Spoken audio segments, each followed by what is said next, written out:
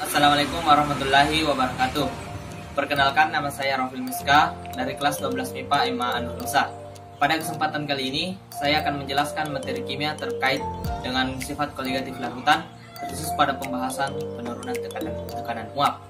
Nah, sebelum saya membahas terlebih lanjut, teman-teman harus ketahui apa sih yang dimaksud dengan sifat koligatif larutan. Jadi, sifat koligatif larutan adalah sifat yang bergantung pada jumlah partikel zat terlarut. Artinya zat ini atau sifat ini sangat bergantung pada banyaknya partikel zat terlarut atau bergantung pada kuantitas, tidak berdasarkan kualitas. Misalnya saja kita memasukkan 0,5 gram urea ke dalam satu gelas, maka hasil yang didapatkan itu sama dengan mungkin jika kita memasukkan 0,5 gram gula atau glukosa ke dalam gelas juga. Hasil sifat koligatif larutan yang dihasilkan itu sama. Kemudian yang kedua, teman-teman pernah memperhatikan jika kalian memasak air di dalam panci tertutup, itu tutup pancinya bergoyang-goyang. Nah, apa sih yang sebenarnya terjadi dengan tutup panci tersebut? Untuk menjawab pertanyaan ini, mari kita membahas satu persatu materi terkait dengan penurunan tekanan uap. Nah, baik, yang pertama, materi yang kita akan bahas yaitu terkait dengan penguapan. Nah, teman-teman sekalian, apa sih maksud dengan penguapan? Jadi, penguapan di sini adalah suatu proses berubahnya zat cair menjadi gas atau uap. Nah, di sini penguapan itu memiliki satu kata kunci yaitu uap, artinya yaitu gas.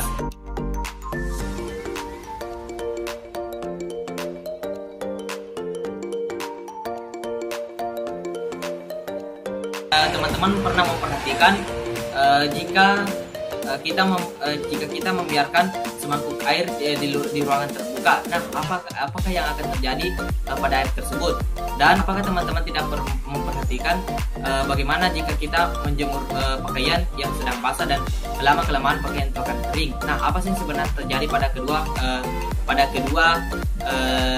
kedua proses tersebut? Nah, baik, yang pertama, jika air yang disimpan di ruangan terbuka, maka yang akan terjadi adalah molekul-molekul air itu berterbangan sehingga terjadi sebuah penguapan dan menyebabkan air itu lama-kelamaan menjadi habis.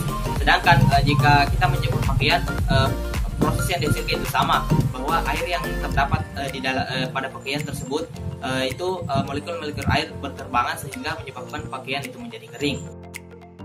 Jika kita memasak air di ruangan tertutup dan bagaimana jika kita menambahkan menambahkan zat terlarut, apa yang akan terjadi?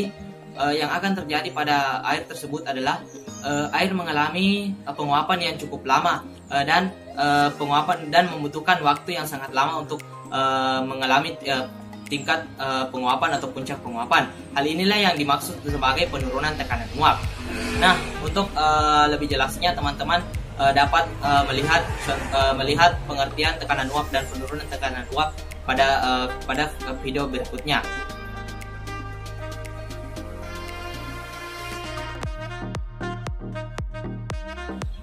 Nah, kemudian bagaimana sih hubungan daripada sifat koligatif larutan terus pada penurunan tekanan uap dengan konsentrasi larutan?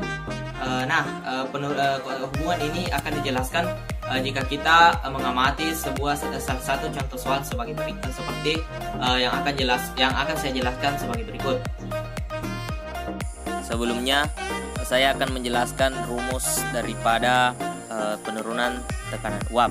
Nah, di sini penurunan tekanan uap mempunyai rumus sebagai berikut, yaitu P0 atau epsilon dikurang dengan P, di mana P epsilon itu merupakan tekanan uap pelarut, sedangkan P merupakan tekanan uap larutan. Selain itu, kita juga bisa menggunakan rumus delta P sama dengan P epsilon dikali XT, di mana XT itu merupakan konsentrasi larutan atau biasa disebut dengan fraksi mol zat terlarut. Baik, kita melangkah pada contoh soalnya, di mana contoh soalnya bisa teman-teman lihat sendiri di layar.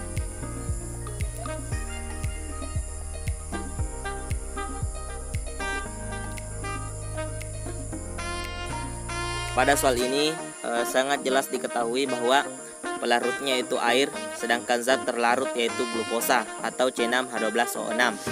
Masing-masing massa daripada pelarut dan zat terlarut ini diketahui.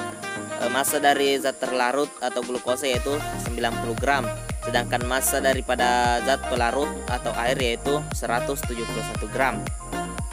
Nah, massa relatif pada zat terlarut juga diketahui yaitu 180, sedangkan massa relatif dari air yaitu 18. Nah, langkah yang pertama yang kita lakukan yaitu menentukan tekanan uap larutan.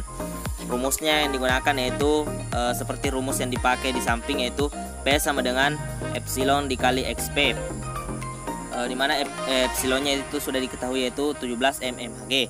Tinggal kita mencari XP-nya atau fraksi mol pelarutnya. Di mana untuk mengetahui fraksi mol pelarut, maka masing-masing kita mencari mol pelarut dan mol zat terlarut. Cara untuk mencari mol pelarut dan mol zat terlarut itu sama, yaitu menggunakan rumus mol. Rumus untuk mencari mol yaitu gram per massa relatif. Nah, tinggal kita masukkan saja angkanya seperti yang tertera pada langkah kedua, yaitu di sini epsilonnya itu 17, sedangkan NP-nya itu 171/18 didapatkan dengan cara membagi gram per massa relatif, di mana gram dari air yaitu 171, sedangkan massa relatif dari air yaitu 18, maka didapatkan 171/18 per di sini juga NT yaitu 90, di mana di sini gram daripada atau massa daripada glukosa itu 90 dan massa relatif dari glukosa itu 180, maka didapatkan 90/180 ditambah 171/18. Itu sama karena rumus yang di atas menyatakan bahwa NP per NT ditambah NP, maka hasil yang atau langkah yang ketiga, hasil yang didapatkan itu 17 dikali 9,5 per 0,5 tambah 9,5. Nah, langkah selanjutnya yaitu kita memperkecil angka dengan cara membagikan 9,5 dengan 0,5 ditambah 9,5. Hasilnya itu 17 dikali 9,5 per 10. Maka yang didapatkan adalah 16,15 mmHg. Nah, teman-teman, itu baru jawaban pada bagian A, yaitu tekanan uap larutan. Nah, bagaimana cara untuk menentukan penurunan tekanan uap? Nah, penurunan tekanan uap seperti yang saya pertama jelaskan, bahwa rumus dari penurunan tekanan uap atau delta P yaitu adalah P atau P0 atau epsilon dikurang P, di mana epsilonnya di sini dari awal sudah diketahui yaitu 17, sedangkan P atau tekanan uap larutan yang baru saja telah didapatkan yaitu 16,15 mmHg. Nah, tinggal kita kurangkan saja, tinggal kita masukkan nilainya yaitu 17 dikurang 16,15 sehingga didapatkan angka sebanyak 0,85 mmHg. Jadi kesimpulannya di sini tekanan uap larutan yaitu sebanyak 16,15 mmHg, sedangkan penurunan tekanan uapnya itu 0,85 mmHg.